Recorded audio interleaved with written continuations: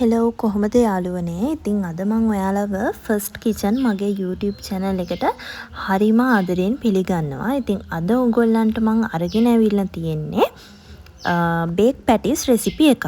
ඉතින් මේක ගොඩාක් වැදගත් වෙනවා ඔයගොල්ලන් ටිකක් වැඩි ප්‍රමාණයක් වගේ පැටිස් හදාගන්න ඕන නම් කොහොමද මේ මිශ්‍රණය ගන්න ඕනි කියලා මං කියලා දෙන්නම්. වලට ස්මෝල් බිස්නස් එකක් විදිහට කරන කෙනෙක්ට ව්‍යාපාරයක් ආරම්භ කරන්න හිතාගෙන ඉන්න කෙනෙක්ට වැදගත් රෙසිපි එකක් වෙයි. ඉතින් මුලින්ම මෙතන මම ඔයගොල්ලන්ට දෙනවද රෙසිපි එක පැටිස් 50කට 50ත් 60ත් අතර ප්‍රමාණයක් හදාගන්න පුළුවන්. මම රෙසිපි එක ඩිස්ක්‍රිප්ෂන් බොක්ස් එකේ දාන්නම්. මුලින්ම පිටි ටික කිරා ගන්න. ඊට පස්සේ මෙතනදී බටර් අරන් තියෙනවා. බටර් කියන්නේ මම මෙතනදී ගත්තේ මෙඩෝලි ෆැට් ස්ප්‍රෙඩ්. ඕගොල්ලන්ට පේනවා ඇතිනේ කිලෝ 5 බොක්ස් එක තමයි මං ගාව තියෙන්නේ. ඉතින් මේ විදිහට ඕගොල්ලන්ට පුළුවන් හදාගන්න. එතකොට ඔයගොල්ලන්ට පුළුවන් කැමති නම් ඇස්ට්‍රා උනත් ගන්න.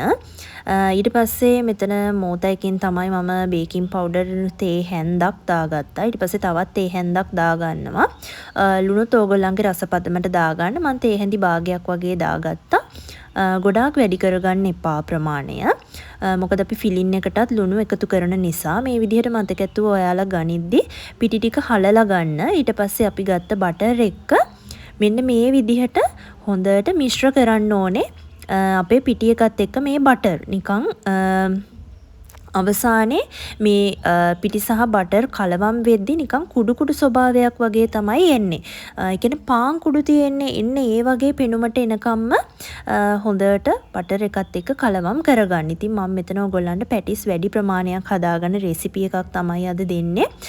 අනිවාර්යයෙන්ම සොයන් රැකියාවක් විදිහට කෙනෙක් කරන්න හිතාගෙන ඉන්නවා නම් පටන් ගන්න පුළුවන් මේ වීඩියෝ එක බලලා. ඉතින් මෙතනදී මම බිත්තර දෙකක් ගත්තා. ඒකට කූල් වතුර දාලා කූල් වතුරෙන් තමයි මේ බිත්තර දෙක මේ විදිහට ගසා ගන්නේ. ගෑරුප්පකින් හරි හැන්දකින් හරි එහෙම නැත්නම් විස්ක් එකකින් හරි ඔයාලට පුළුවන් බිත්තර ටික හොඳට ගසා ගන්න. ඊට පස්සේ මේ විදිහට අර පාන් කුඩු ස්වභාවයට ආවට පස්සේ මේ විදිහට බිත්තර ටික දාලා ඔයාලා කලවම් කරගන්න. ඕගොල්ලන් එක සැරේම බිත්තර මිශ්‍රණය දාන්න එපා. ඔයාලා පළවෙනි පාරට හදන කෙනෙක් නම් ටික ටික දාන්න. මට පුරුද්දත් එක්ක ගැටලුවක් නෑ. ඒක මං දාගත්ත මේ විදිහට. මෙතනදී හොඳට කලවම් කරගත්තට පස්සේ මට ටිකක් මදි වෙනවා.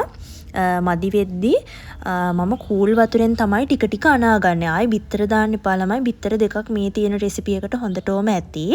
ඕගොල්ලන් කූල් වතුර දාලා හොඳට අනාගන්න. ඊට පස්සේ අතින් ගොඩක් වෙලා ටිකක් සාමාන්‍යයෙන් හොඳට මෙන්න මේ පදමට එනකන් නීට් කරගන්න ඕනේ. අර කුඩු ස්වභාවය නැති වෙලා නිකන් අපි රොටි අනනකොට රොටි ටික එක සැරේ ලෑල්ලි තුනී කරගන්න ඉන්නේ පද වෙනකම් වගේ හොඳට ඒක කරගන්න. ඊට පස්සේ ඔයාලා මේ තියෙන ඩෝ එක කොටස් 4කට බෙදා ගන්න. මොකද එහෙම කරපුවාම ලේසි අර මේ අනිත් ඩෝ ටික මේ විදිහට ක්ලියර් ඇපින් එකකින් වහලානේ තියෙන්නේ. එතකොට මට පුළුවන් වුණා එක ඩෝ බෝල එකකින් පැටිස් 15ක් විතර හදාගත්තොත් අපිට මෙතන පැටිස් 60ක් විතර හදාන්න පුළුවන්. හැබැයි අපි තුනී කරන ප්‍රමාණය අනුව හදාගන්න විදිහ අනුව ඒක 50ත් 60ත් අතර ප්‍රමාණයට සීමා වෙනවා. ඒ හදාගත්ත ටික මම මේ විදිහට පැත්තකින් තියලා මෙතනදී මම කැරට් තම්බලා අරගෙන තියනවා. ගෙඩි 3ක් විතර මට තිබුණ ප්‍රමාණය තමයි මං ගත්තේ. ඔයාලා කැරට් ටිකක් වැඩිපුර එනවා නම් ගැටලුවක් නැහැ. කැරට් වල 5ක් විතර දැම්මා කියලා මේකට. ඉතින් කැරට් ටික මේ විදිහට කොටු කපාගෙන ඊට පස්සේ අපිට ඕන වෙනවා ළමයි අල. අල ටිකට කලින් මම මෙතනදී කරගත් එකත් ඔයාලට කියන්න. මෙතන මම කොච්චි සුදු ලුණුයි එකට කපාගෙන තියෙනවා. මේ බෝල කොච්චි එක නයිමිරිස් එක ගන්න. එකෙන් හොඳ සැරක් එනවා. මම කලින් දෙකක් වගේ දාලා තමයි කෙටුවේ. හැබැයි අවසානට මම තව එකක් එකතු කරගත්තා. මට සැර මදි කියලා දැනුණාම. ඉතින් මෙතන සෝදගත ලුණු තියෙනවා. ලොකු ලුණු අරන් තියෙනවා මම. ලොකු ලුණු ගෙඩි 10ක් විතර 10ක් 12ක් විතර ගන්න. ලුණු වලිනුත් හොඳ රසක් එකතු කරගන්න පුළුවන්. අල ගෙඩි 10ක් වගේ තම්බලා මේ විදිහට අරගත්තා මම. තම්බලා පොතු ඉවත් කරලා මේ විදිහට අල ටික පොඩි කරගන්න. ඉතින් මේ ටික තමයි ෆිලින් එකට ඕන වෙන්නේ. ඊට අමතරව එනසල් කරාඹු නැටි එතකොට ඒ වගේ සුවඳ කරගන්න අවශ්‍ය දේවල් තියෙනවා නම් ඒවත් එකතු කරගන්න පුළුවන්.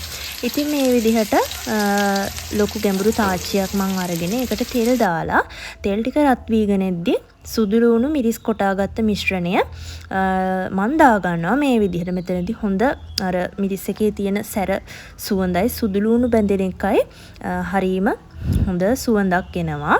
ඉතින් හොඳට බැදීගෙන එනකොට මෙතනදී ඕගොල්ලන්ට පුළුවන් අපේ එනසාල් කරාඹු නැටි කුරුඳු පොතු ඒ දේවල් කබලේ බැදලා කුඩු කරලා අරගෙන මෙතනදී එකතු කරගන්න පුළුවන් මේ ටික බැදීගෙන එද්දී. ඊට පස්සේ මෙතනදී මම කරපිංචා ඉති දෙක තුනක් මේ විදිහට එකතු කරගන්නවා. ඊට පස්සේ හොඳට මේ ටික ඔක්කොම හොඳට කලවම් කරගන්න. ඊට පස්සේ අපි කෑලි කපාගත්ත ලුණු ටිකත් මේ විදිහට එකතු කරලා සාමාන්‍ය ප්‍රමාණයකට මැලවෙනකම් මේ විදිහට හොඳට කලවම් කරන්න. ඊට පස්සේ මම මෙතනදී කෑලි මිරිස් කුඩු සාමාන්‍ය ප්‍රමාණයට එකතු කරගන්නවා. මොකද අපි කලින් අයිකොච්චි දාලා සුදු ලුණු එක කොටාගත්ත නිසා. ඊට පස්සේ කහත් එකතු කරගන්නවා. ඒ වගේම ගම්මිරිසුත් දාගන්නවා. ඒක Tamanට අවශ්‍ය විදිහට රස ගැලපෙන විදිහට රස බලලා සැර ගතිය Tamanට අවශ්‍ය වෙන විදිහට එකතු කරගන්න පුළුවන්. ඊට පස්සේ මෙතනදී මම තම්බගත්ත කැරට් ටික වගේම අල ටික එකතු කරගෙන හොඳට මේ විදිහට කලවම් කරගන්නවා.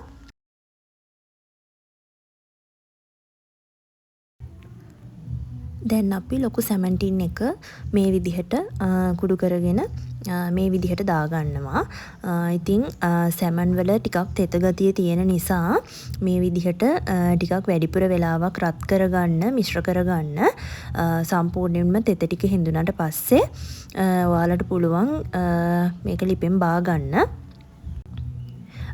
හට්ටියේ යට අනිවාර්යයෙන්ම පොඩ්ඩක් සැලකිලිමත් වෙන්න ටිකක් කර වෙන්න බලනවා නොනවත්වා එක දිගට හැඳි ගන්න. හදාගත්ත මිශ්‍රණය නිවෙන්න තියලා ඔයාලට පුළුවන් ඔයාලගේ ටේබල් টොප් එක ක්ලීන් කරලා මේ විදිහට පොඩි බෝල හදාගන්න එක ඩෝ එකක් අරගෙන මේ විදිහට හොඳට තුනී කරගෙන ඒක සාමාන්‍යයෙන් අපේ තියෙන පැටිස් අපි කටයක තියෙනවානේ ඒ කටයකට වැඩිය ටිකක් වැඩිපුර ඕනේ. මොකද පැටිස් කටයක ඇතුළට ෆිලින් එක දැම්මට පස්සේ පොඩ්ඩක් ඉඩ ප්‍රමාණය වැඩියෙන් යනවා. මෙන්න මේ ගානට වගේ ගොඩාක්ම තුනී කරගන්නත් එපා. නැත්තම් බේක් වෙනකොට මිශ්‍රණය එළියට එන්න පුළුවන්. ඉතින් මේ විදිහට තියාගෙන මේකට දාගන්න තමයි තියෙන්නේ අපේ ෆිලින් එක. අඩුත් නැති වෙන්න සාමාන්‍ය ගානට වැඩි වෙන්නත් නැති වෙන්න මේ විදිහට තියාගෙන හොඳට සීල් කරගන්න.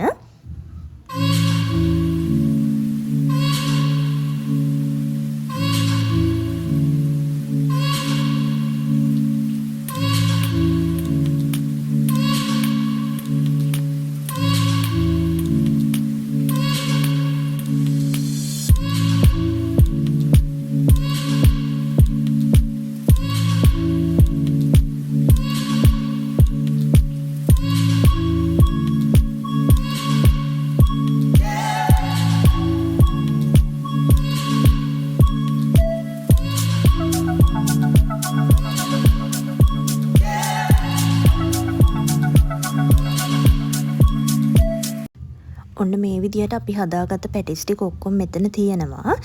මම කලින් ට්‍රේ එකක් බේක් කරගත්තා. ඉතින් මෙතනදී මේ කරන්නේ එග් වොෂ් කරන එක. ඔයාලට මේ වගේ උපකරණයක් නැත්නම් එග් වොෂ් එක කරගන්න ඔයාලට පුළුවන් අතට ග්ලව්ස් එකක් දාලා ඒ විදිහට බිත්තර මෙතන මුලින් මම කියනකො එග් වොෂ් කරගන්න කොහොමද කියලා මුලින්ම එක බිත්තරයක් කඩලා ඒක හොඳට ගෑරුපුවකින් ගහ ගන්න. ඉතින් ඒ හදාගත්ත බිත්තර සාරු ටික තමයි අපි මේ විදිහට මේ හදාගත්ත පැටිස් උඩ ගා ගන්න. එතකොට තමයි හොඳ ලස්සන කලර් එකක් එන්නේ. ඉතින් අතින් හරි හැන්දකින් හරි ඒ ටික ලස්සනට ගා ගන්න. ඊට පස්සේ මේ විදිහට ටූත් පික් එකෙන් මම පොඩ්ඩක් සිදුරු කරගන්නවා. ඒ සිදුරු කරගත්තට පස්සේ මේ විදිහට oven එකට දාලා බේක් කරන්න පටන් ගන්නවා.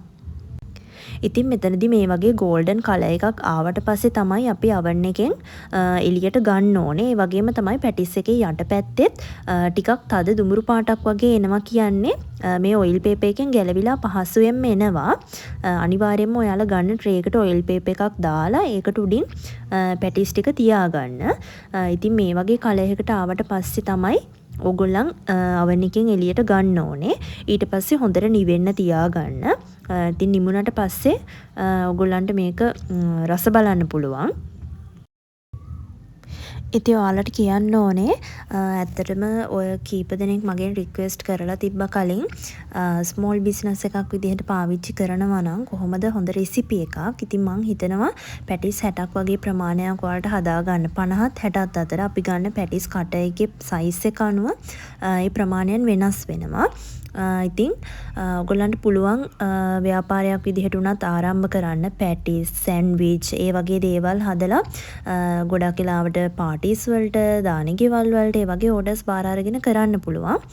ඉතින් මේ තියෙන්නේ අර සීල් කරගන්න බැරි වුණ පැටිස් එකක්. මතක් කරලා හොඳට සීල් කරගන්න පැටිස් ටික.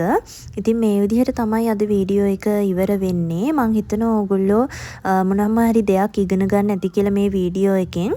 ඉතින් වීඩියෝ එක හොඳයි නම් පල්ලෙහායින් කමෙන්ට් කරගෙන යන්න. ඉස්සරහට ඔයාලට අරන් එන්න ඕන රෙසිපි තියෙනවා නම් ඒවත් කමෙන්ට් කරන්න. මගේ channel එක subscribe කරලා තියාගන්න කියලාත් මතක් කරන ගමන් අදට මම ගිහිල්ලා එන්නම්. ඔයාලා හැම කෙනෙක්ම පරිස්සමෙන් සතුටින් ඉන්න.